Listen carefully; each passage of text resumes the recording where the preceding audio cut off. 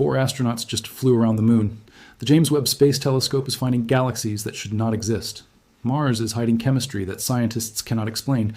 A planet has been discovered that breaks every rule we thought we understood about how worlds are born.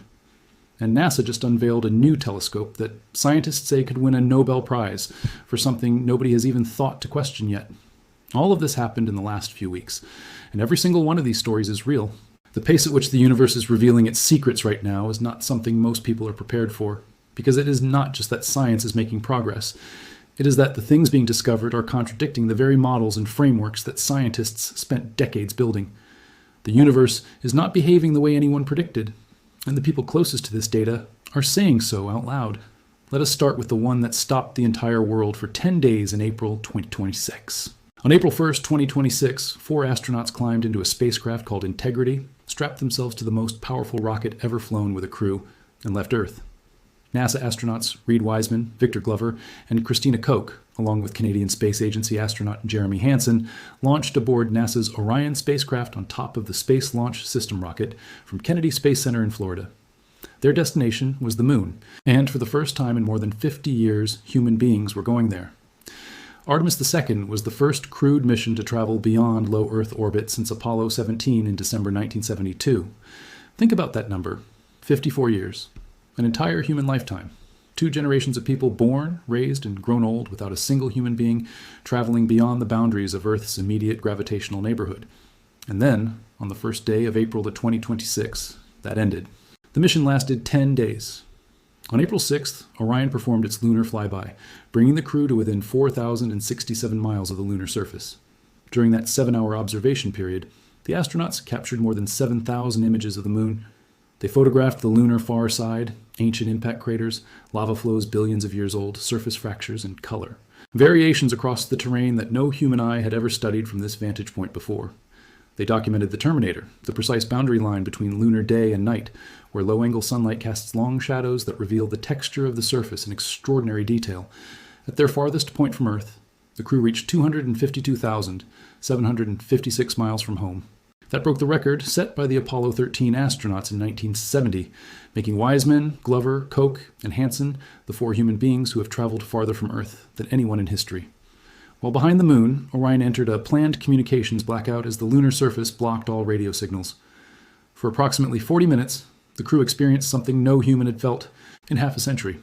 They were completely alone, further from Earth than anyone alive had ever been, with silence on both ends of the radio. During the flyby, Orion entered a solar eclipse as the Moon aligned between the spacecraft and the Sun.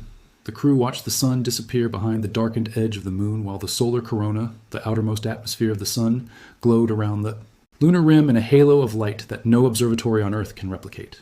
They also watched for flashes from meteoroids striking the lunar surface, data that could reveal critical information about the hazard environment future astronauts will face when they actually land.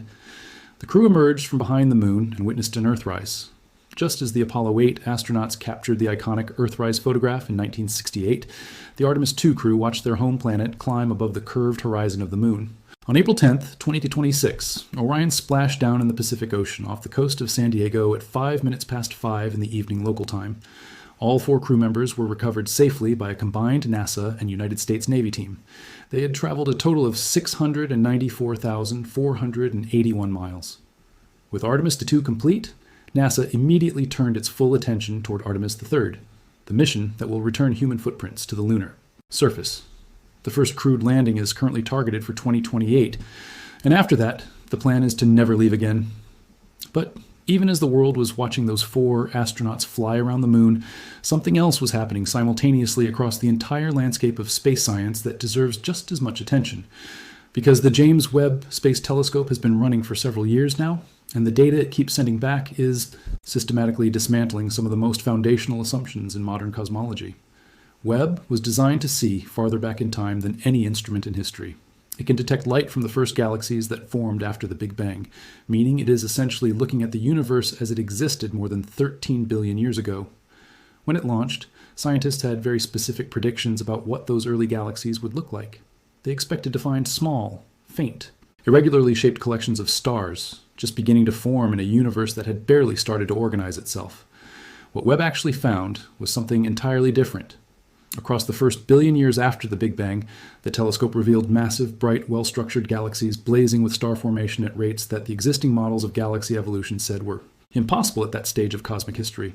These were not barely formed clusters. These were mature, organized galaxies that should not have had time to exist yet by any calculation astronomers had confidence in.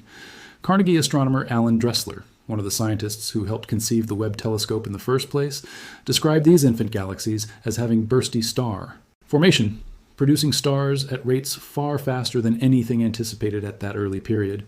He said flatly that astrophysical theorists are going to have to step up and offer new explanations for what Webb has seen. The existing theoretical frameworks are not adequate. Then Webb went further and revealed something equally disorienting. Scientists have long known that the universe is expanding. That has been established science for a century. But exactly how fast it is expanding has become one of the most contested and troubling puzzles in all of modern physics. Different methods of measuring the expansion rate keep producing different answers that stubbornly refuse to reconcile with each other. A major international effort published in early 2026 produced an ultra-precise new measurement by linking multiple independent distance measuring techniques. The result confirmed that the universe is expanding faster than early universe models predict. The gap between what the models say and what the measurements show is real. It is not going away, and nobody yet has a satisfying explanation for why it exists. In January 2026, Webb turned its attention to one of the most chemically primitive galaxies in the nearby universe, a dwarf galaxy called Sextans A. This galaxy resembles the galaxies that existed shortly after the Big Bang, when the universe was made almost entirely of hydrogen and helium before stars had time to produce heavier elements. Webb spotted two rare kinds of dust inside it that should barely be present under those chemical conditions: metallic iron dust and silicon carbide, produced by aging stars, along with clusters of complex carbon-based organic molecules. Researchers said the finding shows that even in the most chemically stripped-down environments imaginable, stars and the surrounding space could still forge solid material. Sextans A is giving scientists a blueprint for understanding what the very first dusty galaxies in the universe were actually doing. But it is in the study of individual exoplanets, worlds orbiting other stars, where Webb has delivered findings that are perhaps the hardest to process. A planet called TOI 561b is twice as old as our Sun. It orbits its host star in just 10.5 hours. Its surface temperature sits at around 3,200 degrees Fahrenheit, hot enough that the entire surface is likely a global ocean of liquid magma. By every principle of planetary science that existed before Webb, a world this small, this close to its star, and this hot should be a bare, atmosphereless rock, stripped of everything by the intense radiation bombardment it receives. But Webb detected the strongest evidence yet of a thick atmosphere surrounding it. The planet that should not have an atmosphere has one, and nobody fully understands how. Meanwhile, another exoplanet called K2-18b has produced what remains one of the most carefully discussed and controversial signals in the history of planetary science. Webb detected carbon-bearing molecules in the atmosphere of this world, a type of planet called a sub-Neptune that does not exist anywhere in our own solar system. Among those molecules were hints of something called dimethyl sulfide. On Earth, dimethyl sulfide is produced by biological life. It is not produced by known geological or chemical processes alone. The scientists who made the detection were careful to describe the result as preliminary and requiring further confirmation. But the fact that the signal exists, that Webb is capable of detecting it, and that the scientific community is now seriously discussing it, represents a shift in the conversation about life beyond Earth that would have been impossible just 5 years ago. Mars is adding its own chapter to this story. NASA's Curiosity rover is currently investigating strange formations inside Gale Crater that are rewriting the picture of what Mars's ancient environment looked like. In April 2026, the rover found a bathtub ring-like deposit of zinc, manganese, and iron concentrated in patterns that geologists recognize from Earth. On our planet, these specific metals precipitate out of water under very particular chemical conditions, and in lakes on Earth, concentrated deposits of these metals are a food source for certain types of bacteria. There is no known purely geological process that produces this specific pattern of concentration. The rover found this signature in a crater that already contains strong evidence of an ancient lake that existed billions of years ago. These are not proof of life, but they are exactly the kind of chemical signature that scientists would look for as a precondition for life to have had a chance, and Curiosity is finding them. Separately, a new study published in the journal Nature in April 2026 may have finally resolved one of the longest-running debates about Mars. Scientists have argued for decades over whether Mars once had a vast ocean covering a large portion of its northern hemisphere. The challenge has always been that the proposed ancient shoreline, when mapped, shows enormous variations in height. That would be inconsistent with a stable ancient sea level. Caltech researchers Abdallah Zaki and Michael Lamb concluded that scientists have been looking for the wrong feature. Rather than a shoreline, they argued, what Mars once had was a continental shelf, a gently sloping underwater feature that would naturally show the kind of height variation scientists had been struggling to explain as evidence against an ocean. Their conclusion is that Mars did have a massive ocean, and that means Mars had liquid water on its surface in enormous quantities for a sustained period of time. Closer to home, a discovery published in Science in April 2026 revealed something extraordinary about our own solar system.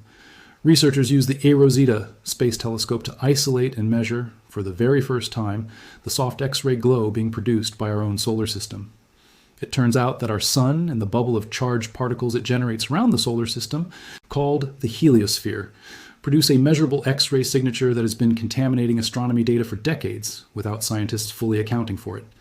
The finding means that some historical X-ray observations of the universe may need to be reanalyzed because a portion of what researchers thought they were seeing from distant objects was actually coming from right here, from our own sun's neighborhood. Even our own solar system is still revealing things we did not know were there. And then came the announcement that may define the next decade of space science.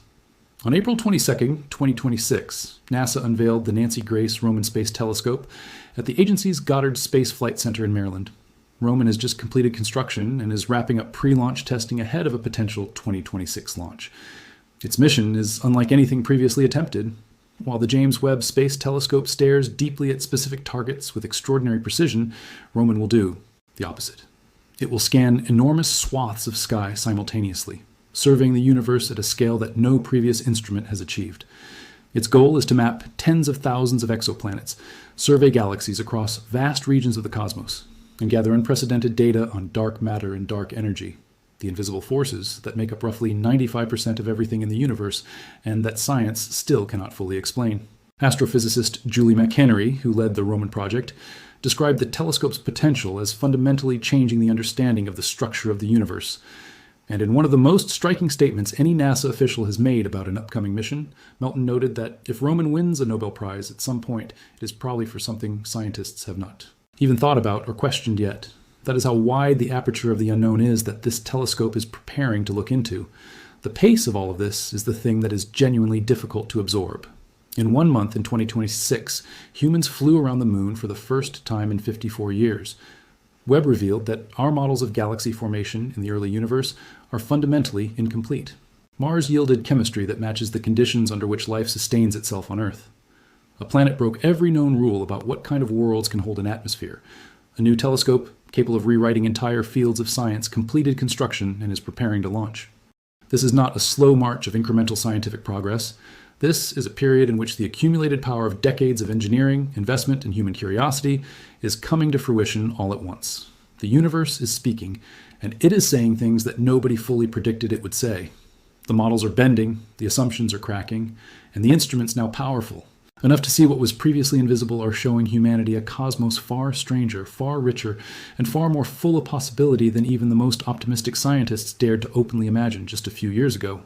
This is getting crazier than anyone ever imagined, and we are only at the very beginning. But there is one more thread in this story that deserves careful attention, because all of these discoveries are happening at a specific moment in human history, and that moment has its own significance beyond the science.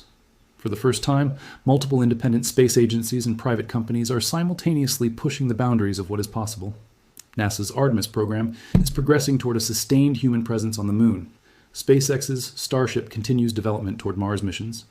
Blue Origin is competing for lunar lander contracts. China is advancing its own lunar program with ambitions to land before the end of the decade. The European Space Agency, Japan, India, Canada, and the United Arab Emirates are all active participants. 62 nations have now signed the Artemis Accords, the international framework committing to responsible exploration of the moon and beyond. This is not the space race of the 1960s, where two superpowers competed in isolation. This is a broad, distributed, multinational expansion of humanity's awareness in space. And the scientific instruments at the leading edge of that expansion are producing results faster than the institutions around them can fully process. Consider what the exoplanet situation actually means in human terms. As of early 2026, astronomers have confirmed more than 6,100 individual exoplanets across more than 4,500 separate planetary systems. That number was essentially zero less than 40 years ago. The first confirmed detection of a planet orbiting another star came in 1992. Now there are more known worlds outside our solar system than any single scientist could study in a lifetime. And Webb is revealing that many of these worlds have atmospheres, chemical compositions, and physical characteristics that challenge every assumption planetary scientists brought to the field. Among the most unsettling recent findings are planets that orbit two stars simultaneously. A study published in April 2026 found that these two sun worlds are surprisingly rare, despite theoretical models predicting they should be common. The leading explanation involves Einstein's general relativity, where the warping of space-time by two massive stars generates gravitational disruptions that destabilize planetary orbits over millions of years. The laws of gravity themselves are destroying the planets that should exist. The universe is doing something subtle and violent to its own worlds. Then there's the discovery about Uranus and Neptune, advanced computer simulations of the crushing pressures deep inside these ice. Giants suggest that carbon and hydrogen atoms may exist in a bizarre new state of matter where they behave in ways that current physics does not fully describe. Scientists believe this exotic state could explain the unusual asymmetric magnetic fields both planets produce, fields that have puzzled planetary scientists since Voyager 2 flew past them in the 1980s. The interiors of planets in our own solar system are still holding secrets that physics is only now approaching the tools to decode. In March 2026, astronomers detected a signal from an exploding star they describe as a chirp, a pattern in the data that speeds up over time in exactly the way signals from two colliding black holes behave. No exploding star should produce that kind of signal. Finding it means something is happening in that system that current stellar physics does not account for. The universe discovered a new trick without asking anyone's permission.